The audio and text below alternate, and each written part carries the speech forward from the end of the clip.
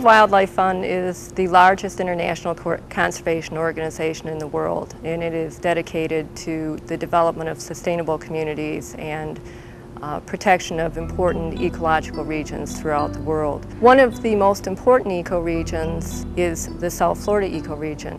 Contained within that ecosystem is the coral reef tract adjacent to the Florida Keys. The Florida Keys Coral Reef Tract is the third largest barrier coral reef in the world.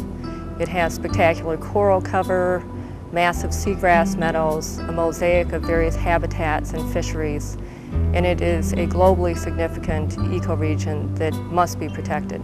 The Florida Keys are experiencing a multitude of problems that include excessive use of the marine ecosystem by increasing visitors and residents. Overdevelopment has taken its toll, wiping out acres and acres of mangroves and transitional habitats. We're seeing increased coral diseases. We're seeing damage to our seagrass beds, which are the nurseries for our juvenile reef fish. We're seeing significant fisheries decline in the Florida Keys. In a recent expedition that was conducted by National Geographic, the Sustainable Seas expedition found much lower numbers of reef fish than they had expected when they toured the Tortugas region of the National Marine Sanctuary. So action needs to be taken very quickly if we're going to see those fisheries flourish. The Florida Keys National Marine Sanctuary was established in 1990, and it's about 2,800 square nautical miles. It was basically established to protect the pristine waters of the Florida Keys. A diver coming into the Florida Keys will see basically every different type of Caribbean fish there is. I mean, from tropical fish to turtles to nurse sharks. We have all different types of marine life. We have an ecological reserve that we established, and this is basically, it'll bring in all the ecosystems from the mangroves inshore all the way out to the reef line. Much of the discussion regarding the ability to establish an effective no-take reserve was based upon the recognition that if we could not provide adequate enforcement and monitoring of that reserve some 100 miles offshore from any land base that had communication networks, that we would be ineffective in whatever we were doing. The Dry Tortugas is probably one of the most pristine areas, and that is one reason why we're doing a lot of work on there. And actually we're establishing right now an ecological reserve. And what that means basically is we're going to close off to any kind of taking. They cannot take any kind of fish. It's just going to be an area for diving and for observing. And it's a very large area, and it's very far offshore, and it's basically a logistics nightmare to work an area that far offshore from our home base here in Key West. World Wildlife Fund talked to the various working group members about the donation that Motorola was providing to establish that communication link from Key West to some 100 miles offshore to the Tortugas for purposes of being able to do the monitoring and the enforcement of the Tortugas Ecological Reserve. Before we had the Motorola system, we had quite a problem with communications. We were just using cell phone communications, and cell phone communications usually aren't really reliable, especially when you start getting about 20-25 miles offshore. And a lot of our work that we do is about 80 miles offshore. We were having a very difficult time getting communications back, especially from there. We were using single sideband, and that was very unreliable.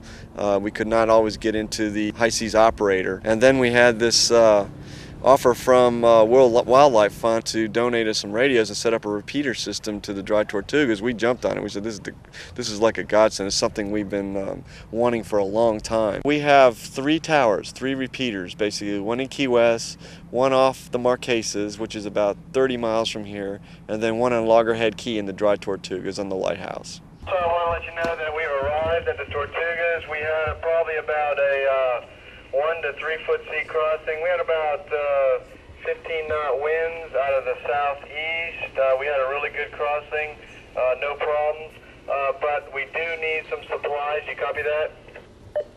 That's a Roger, Steve. Go ahead. You are in the Dante over Dry Tortugas, and no problems, and you need some supplies. Go ahead. Roger that.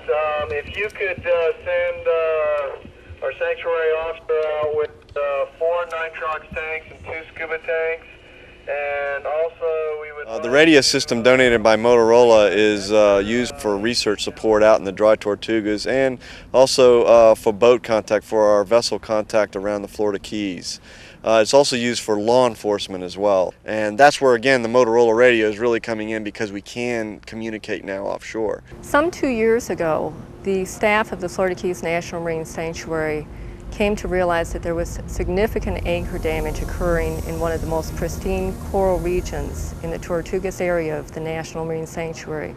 The area is known as Sherwood Forest, and it boasts an 80% coral cover, one of the most densely covered areas for coral growth in the entire world. It's been a traditional ship anchorage area.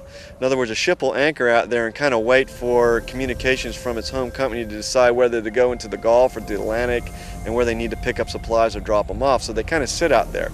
They don't like anchoring in the sand because it doesn't have a good hold for their anchors. And these anchors are huge, thousands and thousands of pounds, and the chains are extremely heavy. So when they anchor out there, the chain of the anchor basically just kind of sweeps and just destroys acres and acres of coral. We're talking about boats that are 150 meters long, chains that were miles long, weighed tons, and they were dropping their anchors in this coral cover.